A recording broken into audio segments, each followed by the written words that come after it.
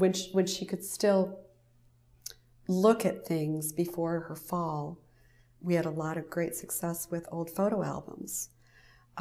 Going through and, you know, photo albums, some of them were from her childhood, and then she'd be able to talk about the stories. And she didn't have good eyesight, so sometimes she'd have trouble seeing the pictures, but she'd still had them in her mind.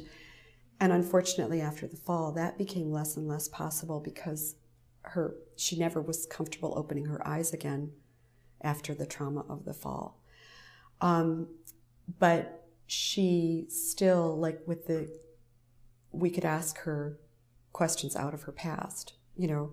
And I think that's a huge thing for any caregiver. Like even the day that Mom fell and she was in the emergency room and she was so upset and frightened and in pain and she was just screaming at everybody. And they didn't want to give her a sedative till they knew what kind of head injury she'd gotten. Even under those conditions, there was one moment when I was able to say to her, you know, how long did you spend at your uncle's farm every summer?